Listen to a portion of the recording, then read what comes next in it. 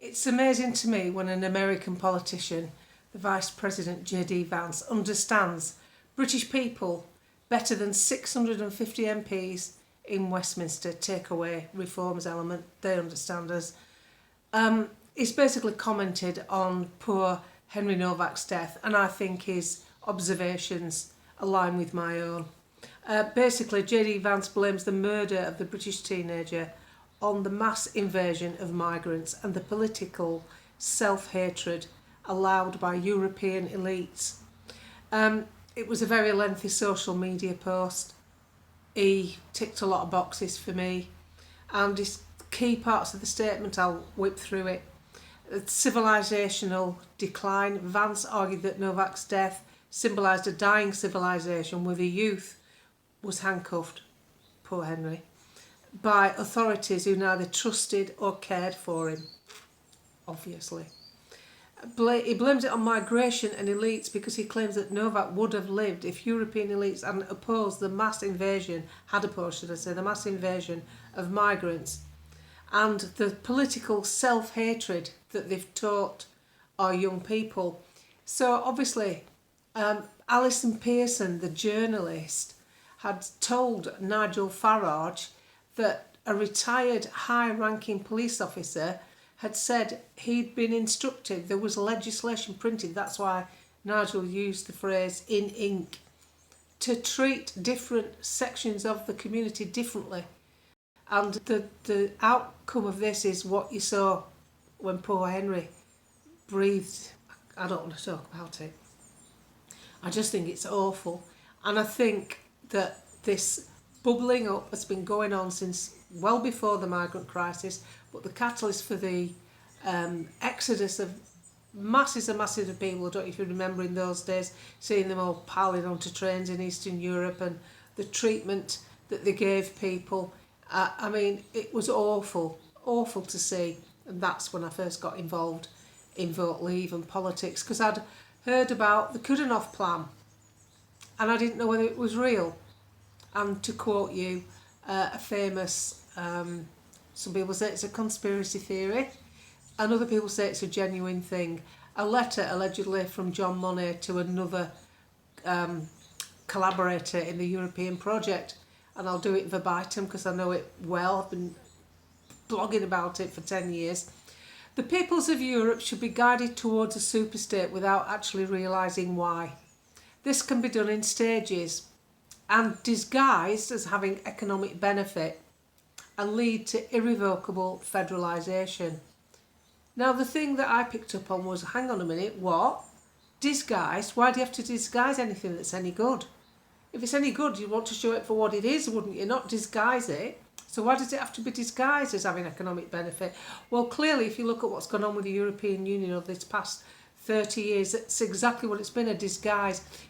Reel you in with pet passports and easy travel, when realistically what they're wanting is one controllable mass of people who don't belong to anything, no loyalty, and the best way to do that is bring people in that don't belong here, get them to mix and marry and live with each other and have children, so the next generation, they think ahead, these people, they're not doing it for now.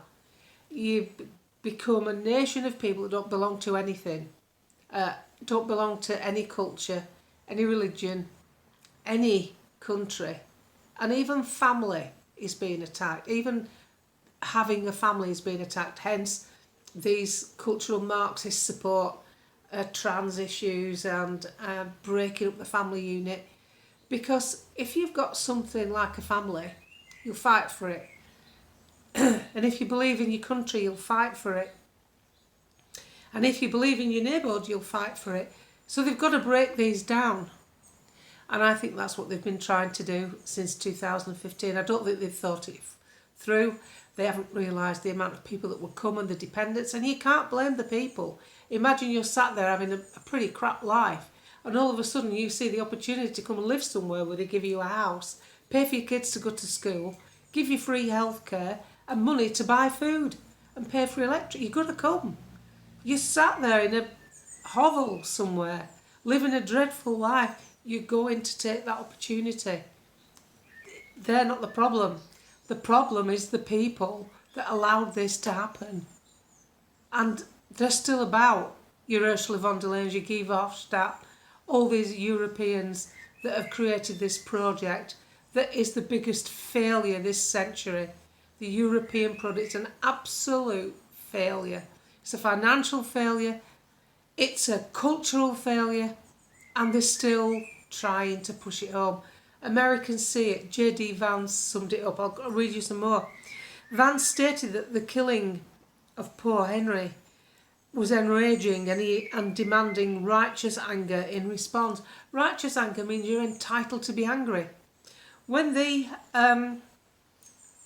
Manchester Arena bomb went off, afterwards some kiddies were in hospital, victims of it, and I often wondered how come the candles and the flowers were ready so quickly, within hours of it happening. And someone told me that they watched a van pull up and bring it all out ready. The timing, very close. Not like someone's gone to a florist to order it. It was ready. But who was driving the van? Who brought that? Who had it all ready? And a follower of mine had a niece that was injured and was in hospital. Not badly injured, thankfully, but, they were keeping her in a couple of days.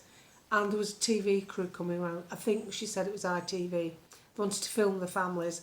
So they were filming the families. This is a few days after. And they started filming this family. And this auntie was there. And she was enraged. She was angry about this man. And she said, we've welcomed him into the country. He's lived at our behest. And this is how they repay us. And they just went, cut. They stopped filming. And so they stopped filming. And she said, what's the matter? They said, well, we don't really want to film like this. You're a little bit too angry. They only wanted to film people that were saying turn the other cheek and, we're asking for peace, which is just what's going on with this recent murder. And I understand the need to ask for peace because we don't want rioting. I don't believe in that. I think you could have had a strong enough message in Southampton if you just kept your chant going. Imagine if all you chanted was I can't breathe and you didn't do anything else. Imagine what that would have looked like to the world press. Hundreds of people standing peacefully using a chant while your onlooking police force is dressed in riot gear expecting you to behave like animals. Imagine if you just didn't, if you just used your chant. That would have been so powerful. But people are enraged. And when Nigel Farage said people have the right to cold rage. Cold rage is a calculated response. It's not throwing wheelie bins at coppers. Cold rage is having a calculated response to do something about it that will matter. That isn't inflaming anything. That isn't going against the family's wishes at all. And unfortunately for the family, their son's death was politicised well before he died because of the attitude of people like Keir Starmer taking the knee to George Floyd, who died in such similar circumstances, even using the same words, I can't breathe. So D Vance, the Vice President of the United States, stepping in and telling the British people what he sees, that correlates more with the British people than our own Parliament. That is what's wrong. There's 650 saved for the Reform MPs that stand there heckling Nigel Farage when he's basically talking like the nation feels. That's a parliament that doesn't deserve to be there, that needs sweeping out. We need to get rid of them at every opportunity. Makerfield is an opportunity to do just that, to get someone else in who thinks like us.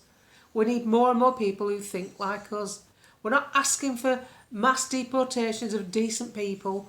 We're not asking for people to be imprisoned at anything wrong. We're asking for someone to see that immigration in this country needs controlling, borders need controlling. And if borders didn't matter, why are the railings up round number 10? Because they don't want bad people to get in. Well, we feel the same about our country and our towns. We don't want bad people to get in, but you're letting them in, and you're letting them in too easily. And there's no infrastructure to stop it. And the saddest thing of all, of course, is it's the legal migration that will be the downfall of this country. The Boris wave added on the back of thousands and millions of people that have used the indefinite leave to remain system to their advantage. So I, for one, am glad to see D Vance stepping in and highlighting, shoulder to shoulder with the people of Britain, how we feel, how we actually feel. And this is one of the main reasons that the Uni Party has to be destroyed, and probably will be destroyed, because they're losing ground right from the grassroots up at council level, and that needs to continue at every opportunity. We don't need to be sitting here like victims, sitting ducks. We can push back, we are pushing back, and it will work. So thanks for watching. Sorry I've had to do some that way on, some videos like from my phone, but I had a bit of an internet connection problem and I couldn't use my computer. So if you subscribe to the channel, I always let the videos run on before I put any ads on.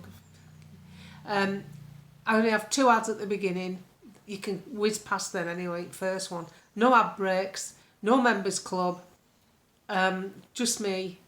I'm nobody special. I'm one of you, and I think that's the big difference.